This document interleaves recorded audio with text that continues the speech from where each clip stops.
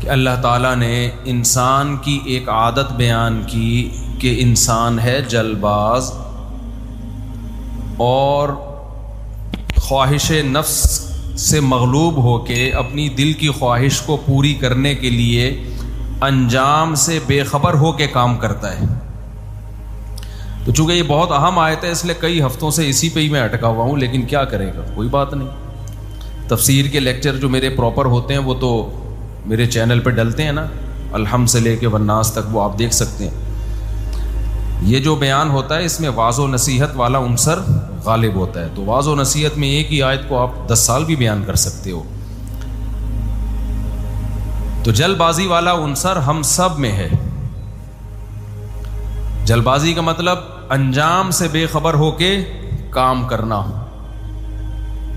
کہتے ہیں نا بے وقوفوں کی اقسام کیا ہیں. ایک قسم تو یہ ہے کہ جلد بازی میں کام کرنا پھر سوچنا. اس سے بڑی قسم یہ ہے کہ جلد بازی میں کام کرنا اور نقصان ہو جائے تو پھر بھی نہ سوچنا. تو ہم لوگ اس لیول پہ، اللہ کا شکر ہے ہمارا لیول ہر چیز میں بہت ہائی، یعنی ہم لوگ بہت سارے کام کرتے ہیں اس پہ ہمیں نقصان ہوتا ہے، سوچے سمجھے بغیر کام کر رہے ہوتے ہیں، نقصان ہوتا ہے. تو یہ نہیں کہ چلو اگلی دفعہ میں ہم احتیاط کریں گے، آئندہ یہ غلطی نہیں کریں گے. کام کرنے کے بعد بھی نہیں سوچتے. اور اس سے بڑا بے وقوف وہ ہے، 3 درجے ہوتے ہیں ہر چیز میں، آپ کو پتہ ہے نا، ہر چیز میں 3 اسٹیپ ہوتے ہیں. ایک بے وقوف، ایک اس سے بڑا بے وقوف، اور ایک انٹرنیشنل بے وقوف. ہماری کنڈیشن پتہ ہے کیا ہے؟ جلد بازی میں کام کیا سوچے سمجھے بغیر، اس کے تمام نتائج اور پہلوؤں پہ غور کیے بغیر کام کیا. پھر جب اس کا نہیں سوچے سمجھے بغیر نقصان ہو گیا تو بھی نہیں سوچ رہے، یہ ڈبل بے وقوف. اس سے بڑے بھی ہم بے وقوف ہیں، وہ یہ کہ پھر ہم ڈالتے ہیں تقدیر پہ، یار کیا کریں، مقدر میں یہی لکھا ہوا تھا. تو اب وہ تو مقدر سے کون لڑ سکتا ہے بھائی. مقدر کی تقدیر کی بات اس وقت کی جائے گی جب آپ نے کام کرنے سے پہلے سوچا ہو، اس کے نتائج بھی سوچے ہوں، اس کے کیا فائدے ہو سکتے ہیں، کیا نقصانات، پوری ذمہ داری کے ساتھ مشوروں کے ساتھ کام کیا. اللہ کی طرف سے اب نقصان ہو گیا تو پھر شریعت کہتی ہے کس پہ ڈالو بھائی؟ مقدر پہ. اب تقدیر سے کوئی لڑ نہیں سکتا. ایسے موقع پہ ہے کہ تقدیر کا استعمال. دیکھو ایک آدمی بیمار تھا، آپ کا دوست تھا، آپ اس کو ہاسپٹل لے کر گئے. یہی کرو گے نا آپ؟ یا آپ بولو گے مقدر میں لکھا ہے تو مرے گا، نہیں لکھا ہے تو نہیں مرے گا، تڑپنے دو. یہ تقدیر کا غلط استعمال ہو رہا ہے کہ نہیں ہو رہا؟ وہ کہے گا ابے مجھے ہاسپٹل لے کے جا، میرا بخار دیکھ کہاں جا رہا ہے. پھر ڈاکٹر 2 قسم کے تھے، ایک اناڑی، ایک بڑا سینئر ڈاکٹر. آپ اناڑی کے پاس لے گئے جس کو ابھی تجربے ہے نہیں، وہ ابھی نیا بندے مارنا شروع کیے اس نے، آپ اس کے پاس لے گئے. پھر بندہ مر گیا، آپ کہو گے بھائی مقدر میں تھا مر گیا. یہ مقدر کا غلط استعمال ہوا کہ نہیں ہوا؟ غلط استعمال.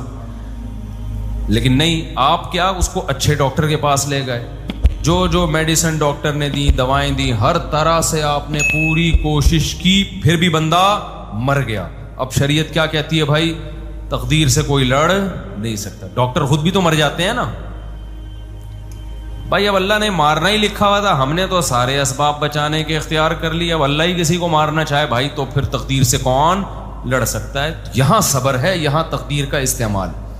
لیکن آپ نہ ڈاکٹر کے پاس لے کے جا رہے ہیں، بلکہ آپ کیا کریں گے؟ اچھا بھلا بندہ کھڑا ہوا ہے، آپ نے چاقو نکال کے گلا کاٹ دیا. اگلا بولے گا کیا کیا تو نے؟ آپ کہیں گے مقدر میں تھا، موت کا ٹائم متعین ہے، مقدر میں تھا مرنا، مر گیا. چاقو سے مرنا لکھا ہوا تھا، چاقو سے ہی مرے گا، بندوق سے نہیں مرے گا. ہم اس کو جواب میں کیا کہیں گے؟ بھائی وہ مقدر میں مرنا لکھا تھا یا نہیں لکھا تھا یہ اللہ کو پتا ہے، تو نے تو ایک چلتا پھرتا بندہ کاٹ دیا نا. تو جائے گا جہنم میں. تو کہاں جائے گا؟ جہنم. بلکہ آپ اس کو کیا کہیں گے؟ آپ کہیں گے ٹھیک ہے لا چاقو لے لیا، اور آپ کہیں گے اب میں تیرا گلا کاٹتا ہوں، مقدر میں ہوگا تو کٹ جائے گا، نہیں ہوگا تو نہیں کٹے گا، وہ مان لے گا یہ دلیل؟ تو شریعت نے ہمیں جو تقدیر کے استعمال کا حکم دیا، وہ حکم ایسے موقع پہ دیا ہے جب، کیونکہ بہت سارے کام ایسے ہوتے ہیں آپ کامیابی کے تمام اسباب اختیار کر لیتے ہو پھر بھی نہیں ہوتا، کیونکہ اللہ کے ارادے کے بغیر کام ہوگا نہیں۔ ایسے موقع پہ ہمیں حکم ہے کہ بھائی آپ اپنے قوائف پورے کر لو، اب کس پہ ڈالو گے؟ اللہ پہ۔ آپ کام کیے بغیر اللہ پہ نہیں ڈال سکتے۔ تو ہم لوگ بے وقوفی کے 3 درجات: کام سوچے بغیر کرنا، نقصان ہو جائے تو پھر بھی مت سوچنا کہ چلو آئندہ کے لیے، اور تیسری اس سے بڑی ہماری بری خصلت، اپنی حماقتوں سے نقصان ہوا ہے اور پھر تقدیر کے عقیدے کا سہارا لے کے تسلی حاصل کرنے کی کوشش کرنا، تاکہ ہمیشہ کے لیے غلط کرنا سیکھ جائیں۔ ہم ہمیشہ کے لیے کیا سیکھ جائیں؟ ایک آدمی نے مجھے کہا جاپانیوں کی عمریں لمبی ہوتی ہیں، پاکستانیوں کی کم ہوتی ہیں، تو کیا اللہ نے ان کی تقدیر میں لمبی عمر لکھی ہوئی ہے؟ میں نے کہا ان کی تقدیر میں اللہ نے لمبی عمر لکھی ہوئی ہے، اور ساتھ میں یہ بھی لکھا ہوا ہے کہ اپنی صحت کا بہت خیال کریں گے، کھائیں گے ایسی چیزیں، برگر پیزے نہیں کھائیں گے۔ تو یہ ساری چیزیں تقدیر میں ہیں، اللہ کے علم میں پہلے سے ہے نا۔ تو جاپانیوں کے بارے میں اللہ نے کو علم ہے کہ یہ سب لائف اسٹائل بہت اچھا ہوگا، تمیز کی زندگی ہوگی، لہذا یہ 100 سال جئیں گے، تو وہ مقدر ہی کے حساب سے مرتے ہیں۔ ہمارے بارے میں اللہ نے پہلے سے لکھا ہوا ہے کہ یہ برگر کھا کھا کے برگر بن جائیں گے، کولیسٹرول کے ڈبے اور گھی کے کنستر بنیں گے، اور 50 سال 60 سال سے اوپر کوئی بھی کراس نہیں کرے گا۔ 50 سال کے بعد ان کی بونس والی لائف شروع ہوگی۔ تو ہر چیز تقدیر سے ہے، ہر چیز تقدیر سے ہے، لیکن اسباب بھی تقدیر میں ہی لکھے ہوئے ہوتے ہیں، اللہ کے علم میں وہ پہلے سے ہوتا ہے۔ جب شام میں وبا پھیلی ہے نا حضرت عمر کے دور میں، تو صحابی رسول جو شام جا رہے تھے نا لشکر لے کے، پتہ چلا کہ جی شام میں تو طاعون کی بیماری پھیل گئی ہے۔ اب ظاہر ہے وہاں جانے کا مطلب ہے آپ بھی اس وائرس میں اپنے اوپر بڑا خطرہ ہے۔ تو اب صحابہ کی جماعت وہیں رک گئی شام سے تھوڑا پہلے، غالباً عبیدہ ابن جرہ رضی اللہ تعالیٰ عنہ تھے غالباً۔ تو انہوں نے اب مشورہ کیا بھائی کیا کریں ہم، بعض صحابہ نے مشورہ دیا ہمیں واپس جانا چاہیے۔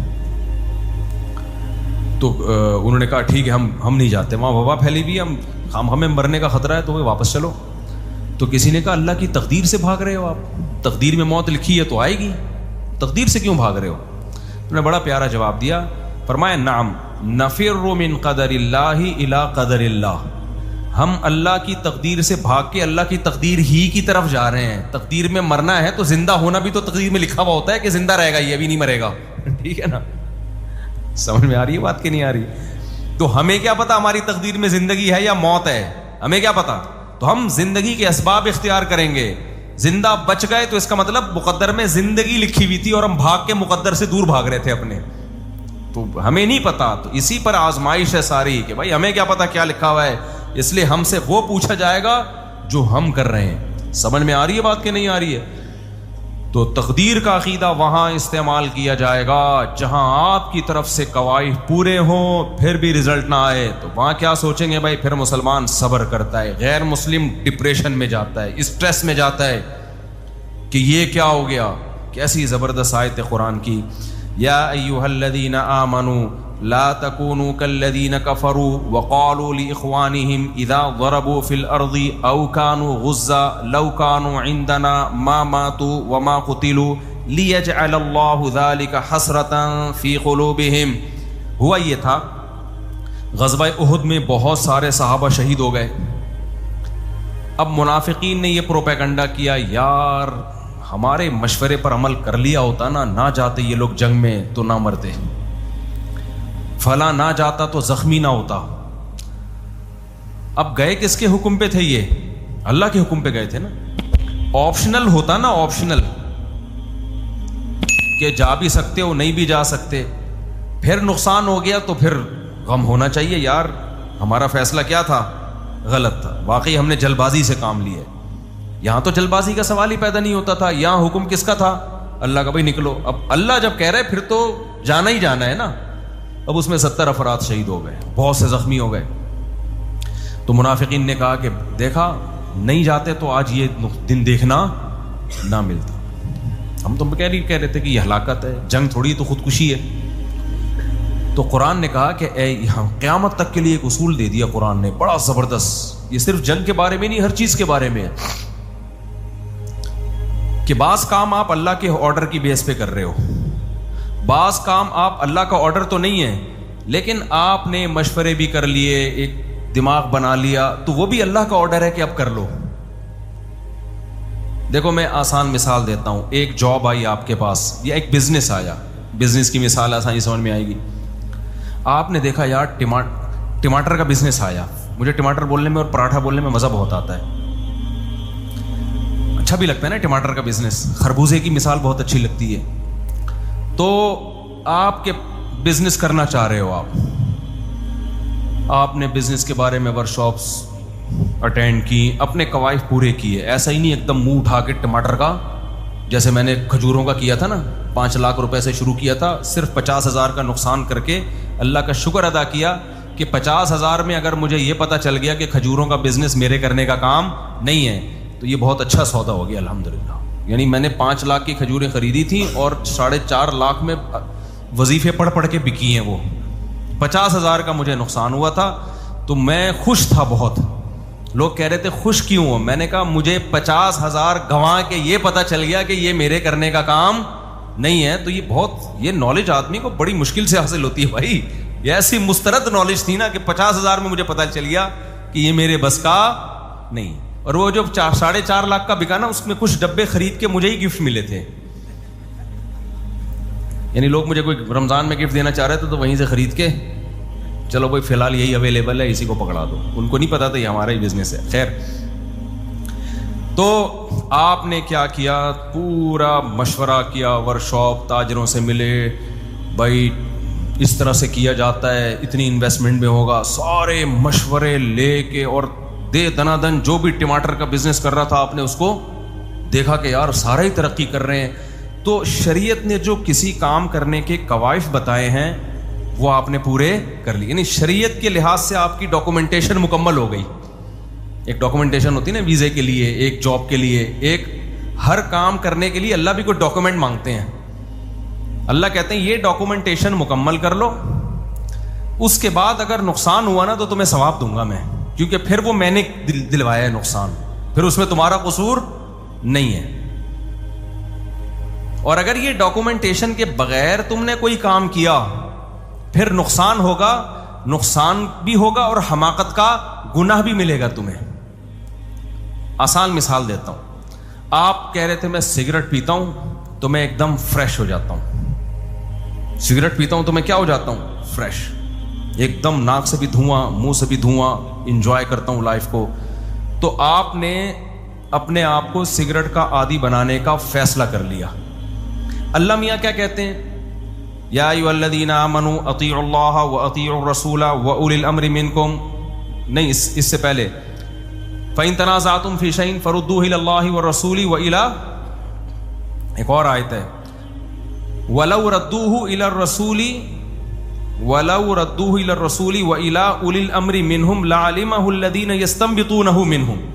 اس آیت کا حاصل یہ, اس میں کئی دفعہ بیان کر چکا ہوں کہ جو جس فیلڈ کا ماہر ہے نا, جب تمہارے اندر یہ صلاحیت نہ ہو کوئی فیصلہ کرنے کی, کوئی خبر جب تمہیں ملے تو اس کے ماہرین سے معلومات لو. تم یہ کووڈ کے دنوں میں میں نے آیتیں بہت پڑھی تھیں کہ بھائی جو بھی خبر جب ہمارے پاس آئے گی تو اس کے اہل سے پوچھا جائے گا. شریعت کی بات آئی ہے علماء سے, مجتہدین سے پوچھا جائے گا. حدیث کی بات آئی ہے محدثین سے پوچھا جائے گا. سمجھ رہے ہو؟ میڈیکل سائنس سے متعلق کوئی بات آئی ہے تو کس سے پوچھا جائے گا؟ ڈاکٹروں سے پوچھا جائے گا. اس میں مفتیوں سے پوچھا. یہ میں اس لیے آیت پڑھتا تھا کہ لوگ ہم سے پوچھتے تھے کورونا میں کیا کرنا چاہیے. میں کہتا تھا کورونا یہ ڈاکٹروں کا کام ہے, یہ مفتیوں کا شعبہ نہیں ہے. تو ڈاکٹر سے پوچھو گے کیا کرنا چاہیے کیا نہیں کرنا چاہیے. سمجھ رہے ہو؟ تو آپ نے کیا کیا, سگریٹ پینے سے پہلے اللہ میاں نے کہا کہ بھائی اگر تم یہ چاہتے ہو کہ یہ پیو اور تم یہ چاہ رہے ہو اس سے تمہاری صحت اچھی ہو جائے تو ڈاکومنٹ مکمل کرو پہلے, اس کے بعد تمہیں پرمیشن دوں گا. وہ ڈاکومنٹ کیا ہے؟ بھائی تم صحت اچھا کرنا چاہ رہے ہو نا, تو کس سے پوچھو؟ ڈاکٹروں سے پوچھو کہ یہ جو میں ایک دم فریش ہو جاتا ہوں, ایک دم مزہ آنے لگتا ہے, تو یہ کیا ہے؟ جب ڈاکٹروں سے آپ پوچھو گے, 1 ڈاکٹر 2 ڈاکٹر 3 ڈاکٹر, وہ کہیں گے بھائی یہ وقتی فائدہ ہے, اس کے بعد آپ اس کے عادی ہوتے چلے جاؤ گے. پہلے 1 ڈبی, پھر 2 ڈبی, پھر 10 ڈبی, پھر سارا دن ڈبے ہی ڈبے, پھر پورا دھواں ہی بن جاؤ گے تم. ایک دن اتنا دھواں نکالو گے کہ ہر جگہ سے دھواں ہی نکلے گا, سمجھ رہے ہو؟ پھر دھواں ہی دھواں, اور ایک دن دھواں بن کے مارکیٹ سے شارٹ ہو جاؤ, کینسر ہو جائے گا, یہ ہو جائے گا, وہ ہو جائے گا, بھوک ختم ہو جائے گی, پھر پینی پڑے گی. قبض ختم کرنے کے لیے سگریٹ پیتے ہیں سگریٹ والے لوگ, ان بیچاروں کو واش روم نہیں آتا جب تک سگریٹ نہ پی لیں. یہ ہم نے تو, ہمارے دوست ہر طرح کے رہے ہیں. ہمارے ایک دوست سے سگریٹ نہیں پیتے تھے, 48 گھنٹے گزر جاتے تھے, ان کو بیت الخلاء کی زیارت نصیب نہیں ہوتی. کہتے ہیں جب تک 2 ڈبے خالی نہیں کروں گا مجھے زہر لگے گا یہ بیت الخلاء. کس قدر عذاب میں ڈال دیا یار. خیر, سگریٹ کے بھی میں نقصانات پر بیان نہیں کر رہا. آپ نے وہ جو شریعت نے ڈاکومنٹس کہا ہے نا, وہ ڈاکومنٹیشن مکمل نہیں کی. اللہ میاں نے کہا بھائی پیپر لے کر آؤ, تمہیں ڈاکٹروں نے پرمیشن دی ہے کہ نہیں دی؟ ساری دنیا کے ڈاکٹر مخالف ہیں. نہیں, آپ نے یہ ڈاکومنٹیشن مکمل کیے بغیر آپ نے کہا سگریٹ سے چونکہ میں پیتا ہوں تو ایک دم فریش ہو جاتا ہوں, لہذا یہ جسم میں انرجی بھر دیتی ہے, یہ انرجی بوسٹر اس کا نام ہونا چاہیے. سگریٹ کے ڈبوں پہ آپ نے کیا لکھوا دیا؟ Energy booster. اور پی کے اب آپ کو نقصان ہونا شروع ہو گیا. اب آپ کہہ رہے ہو اصل میں تو یہ طاقت کا ایک ٹونک تھا, لیکن جو کینسر ہو گیا یہ کس کی قدرت ہے؟ اللہ کی قدرت ہے. خدا سے کون لڑ سکتا ہے؟ تو اللہ کہے گا یہ کینسر میرے کہنے سے نہیں بلکہ تیری ہم کیا تو میں نہیں ہے, لیکن تیری حماقتوں کی دنیا میں تجھے سزا دی ہے. دنیا میں تجھے اب تو تڑپے گا, چیخے گا, چلائے گا. اللہ بچائے سب کو یار اس عذاب سے. کیسے تڑپتے ہیں بیچارے. تو ٹھیک ہے, توبہ کا دروازہ تو اللہ نے کھولا ہوا ہے نا, توبہ تو اب بڑے سے بڑے گنہگاروں کی بھی ہے, تو اللہ کی رحمت ہے. لیکن دنیا کی سزا تو مل گئی نا, دنیا کی سزا تو مل گئی. یہاں پر اگر وہ تقدیر کا سہارا لیتا ہے, بھائی یہ کس کی طرف سے ہوا ہے؟ اللہ کی طرف سے, تو پرلے درجے کا بے وقوف اور پرلے درجے کا احمق, یہ احمق کہلائے گا, یہ عقل مند نہیں کہلائے گا. تو ایک ڈاکومنٹیشن کس کی طرف سے ہوتی ہے؟ یعنی وہ ضروری نہیں کہ پیپر پہ ہو, یعنی کوئی ڈاکومنٹ مکمل کرنے ہوتے ہیں کام کرنے کے لیے, وہ اللہ کی طرف سے کہ بھئی یہ پہلے مکمل کر لو. آپ سمجھ رہے ہو؟ غزوہ احد میں بھی اللہ نے کیا فرمایا کہ جب اتنے شہید ہو گئے تو منافقین کہنے لگے دیکھو ہماری مان لیتے تو یہ سب کچھ نہ ہوتا. تو قرآن کی یہ دوسری آیت جو میں نے بتائی نا, ایک آیت کہ جب کوئی کام کرو تو تمام قوائف مکمل کرو اس کے بعد فیصلہ کرو, تو توکل کس پہ کرو؟ اللہ پہ. پھر بھی نقصان ہو سکتا ہے, پھر بھی کیا ہو سکتا ہے؟ نقصان. پھر اس نقصان میں کیا کہنا ہے؟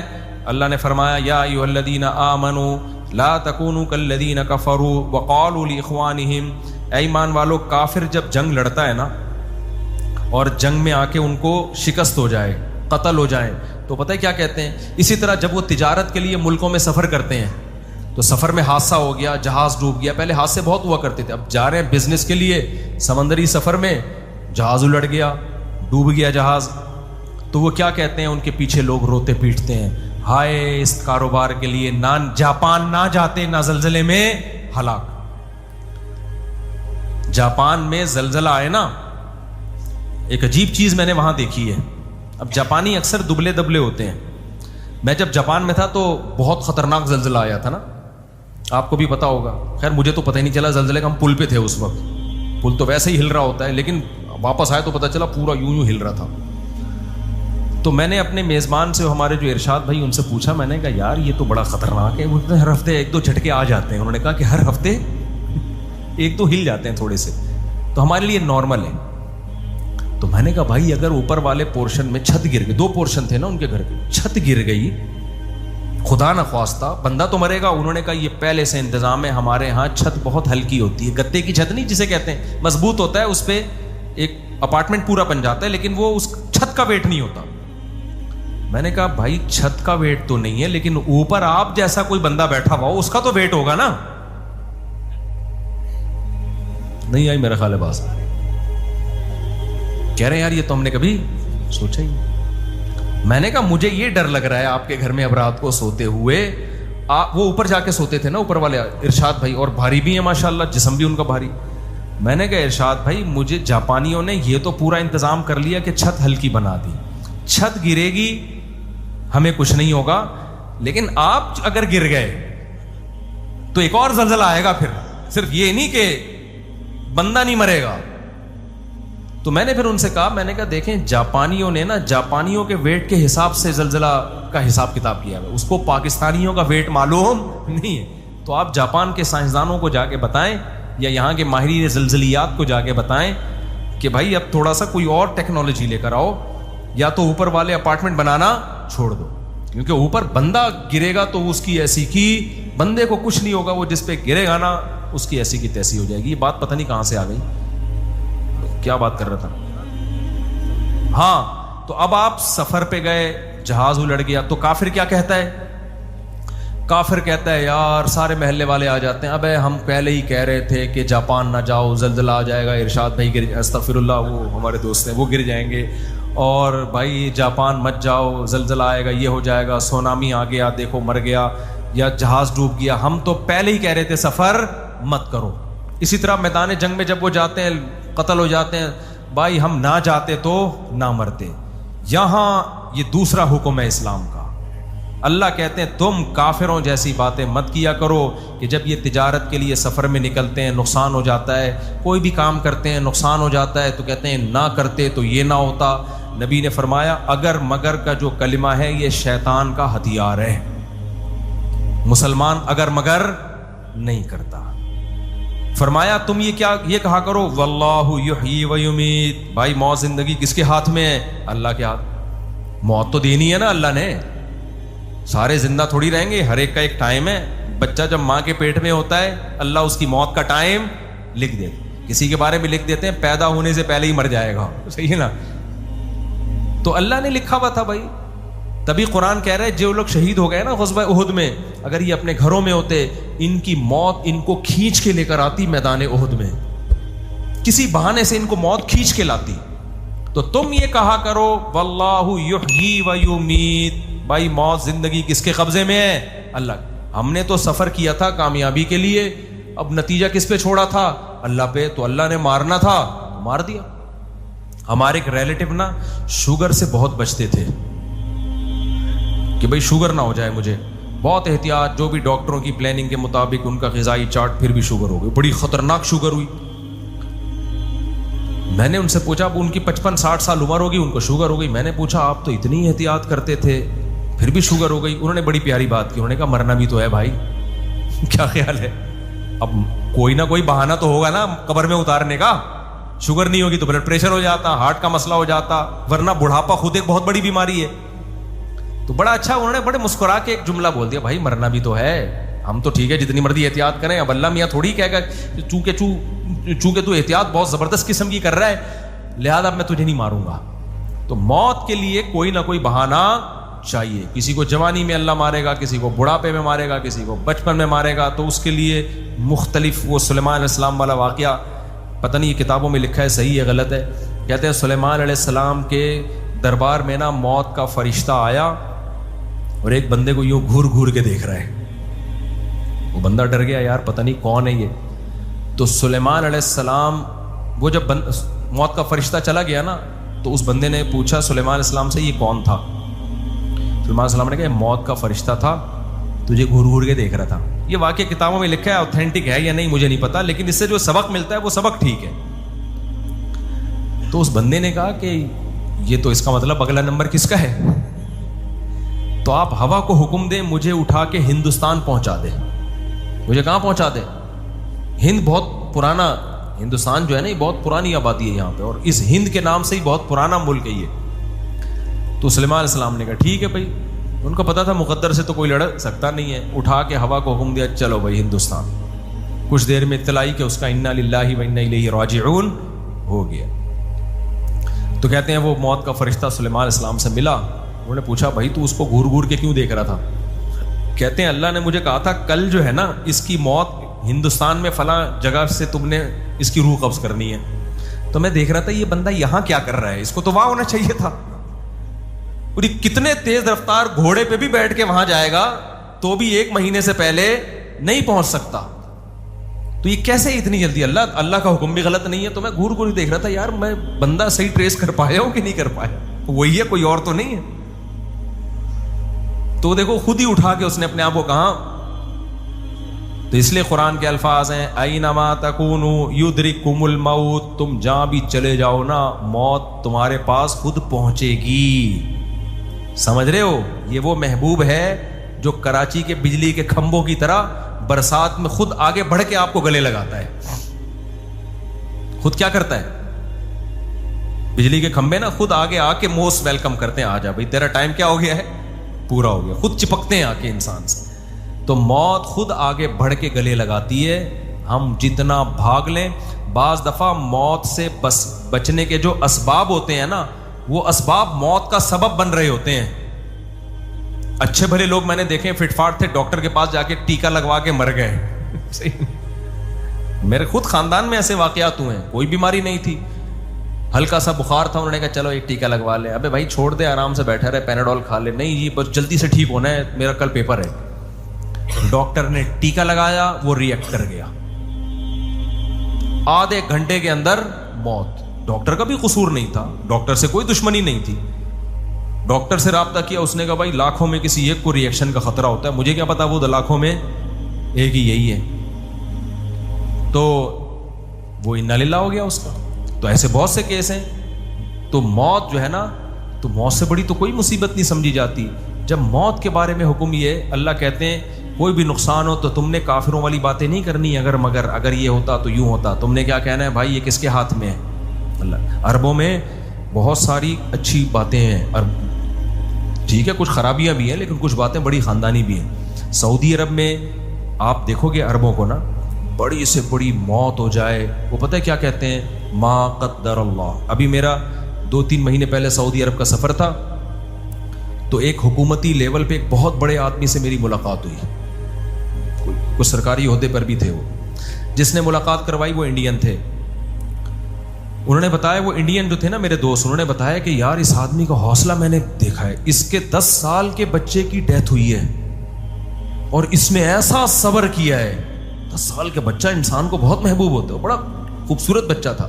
وہاں تو تیل ہے نا, تیل نکلتا ہے تو بچے خوبصورت ہی ہوتے ہیں. یہ مہنگائی اور غربت کی وجہ سے ہم لوگ میں کیا ہو گیا ہے, خوبصورتی مارکیٹ سے آہستہ آہستہ شارٹ ہوتی جا رہی. تو اب وہ عربوں کے بچے وہ سارے ان کے سارے وٹامنز منرلز پورے ہو رہے ہوتے ہیں. کہہ رہے اس نے ایسا صبر کیا ہے نا کہ ایک جملہ تھا اس کی زبان پہ, ما قدر اللہ, جو مقدر میں تھا ہو گیا. تو میں نے کہا بھائی ہم نے تو یہ اپنے حضرت سے پہلے واقعہ سنے میں. ہمارے ایک دوست نے بتایا ایک سعودی اپنے 2 بچوں کو, 2 بیٹے تھے اس کے, لے کے جا رہا ہے انگلی پکڑ کے. اچانک ایک بچے کا ہاتھ چھوٹا, وہ بھی 9-10 سال کی عمر کے, ہاتھ چھوٹا, وہ غلطی سے روڈ پہ آ گیا. روڈ پہ آئے, پیچھے انتہائی اسپیڈ کے ساتھ ایک لینڈ کروزر جیسی ہیوی گاڑی, اس نے اس بچے کو اٹھا کے ہٹ کیا ہے. بچہ جا کے درخت سے چپک گیا, آن دا اسپاٹ اس کی ڈیتھ ہوئی ہے. کہہ رہے میں اس عربی کے ساتھ تھا, میں نے دیکھا کہ وہ عربی نے گیا ہے, اپنے بچے کی لاش اٹھائی اور زبان میں الفاظ تھے ما قدر اللہ, جو مقدر میں تھا ہو گیا. کہہ رہا اس کا ایسا حوصلہ. کہہ رہے وہ گاڑی والا رک گیا. اب قصور گاڑی والے کا بالکل بھی نہیں تھا, کیونکہ بچہ انگلی, وہ بچے ہوتے ہیں انگلی چھوڑ کے بھاگ جاتے ہیں, وہ روڈ پہ آ گئے, اس کا کیا قصور ہے. کہتے ہیں وہ گاڑی والا اترا, اس نے کہا بھائی دی ہے, تو اس نے کہا میں نے معاف کیا چونکہ تمہارا کوئی قصور اس میں. تو یہ ہمارے حضرت بھی بڑے واقعات سناتے تھے عربوں کے نا. حضرت نے ایک واقعہ سنایا کہ کسی سعودی نے میری دعوت کی. اب تو آہستہ آہستہ وہاں بھی بے دینی آ رہی ہے. اب تو آہستہ آہستہ جب ظاہر ہے سیکولرزم, لبرلزم آئے گا تو جو جتنا چیختا ہے نا اس کو لوگ سمجھتے ہیں یہ ہے اصل. جو بے دینی جب آتی ہے نا تو میت پہ جو 2-2 فٹ اچھل کر ہاں ہی ٹھوک سر مار رہا ہوتا ہے, لوگ کہتے ہیں محبت تو اصل اس کو کہتے ہیں, اٹ از کالڈ محبت. حالانکہ اسلام میں چیخنا, چلانا, شور شرابہ یہ پسندیدہ نہیں ہے, صبر پہ ثواب ہے. تو ہمارے حضرت نے ایک اور واقعہ سنایا. کہتے ہیں ایک عربی نے, سعودی نے میری دعوت کی, میں بیٹھا ہوں ناشتے پہ, دعوت, پراٹھا مراٹھا جو بھی ان کے, زیتون میتون, ان کے کھانے ہم سے کھائے نہیں جاتے. ہم زمزم ہوٹل میں تھے حج کے موقع پہ نا 2013 میں. ہوٹل اتنا مہنگا اور اس میں کھانے زیتون اور کشمش اور انجیر اور پتہ نہیں کیا کیا. میں باہر نکلتا تھا کنی کترا کے, باہر پائے اور پراٹھے کھاتا تھا میں بیٹھ کے. میں نے کہا یار جب تک بھاری بھرکم نوالا پیٹ میں نہیں اترے ہمیں تسلی نہیں ہوتی. تو ٹھیک ہے انجیر زیتون بہت اچھی چیز ہے, لیکن ناشتے میں یار پھر اتنا چلنا ہوتا تھا حج میں. ہم نے کہا یار وہ پھر ایک بنگالی ہوٹل تھا, ہم کنی کترا کے نکلتے تھے وہاں پہ چھپڑ میں جا کے, پائے میں نا وہ ڈبو کے ہاتھ بھی, جب تک نہاری اور پائے سلیقے سے کھانے کی چیز نہیں ہے, یہ توہین ہے. جب تک نہاری میں انگلیاں نہ ڈوبے نا اچھی طریقے سے, اور پائے میں انگلیاں نہ ڈوبے, چپکے نہیں, اس کا مطلب اس کو پائے کھانے کے آداب معلوم نہیں ہے. اس پہ وہ شعر صادق آتا ہے, جو ذرا سی پی کے بہک گیا اسے میں کدے سے نکال دو. یہاں اہل ظرف کا کام ہے, یہاں تنگ نظر کا گزر نہیں.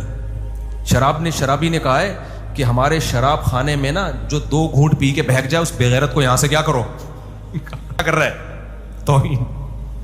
یہ شرابیوں کا شعر ہے کہ جو ذرا سی پی کے بہک گیا. بوتلیں چڑھانے والے لوگ آئے یہاں پہ, کچھ رسپیکٹ دیں شراب کو. اللہ معاف فرمائے کہ فضول بات ہے لیکن سمجھانے کے لیے.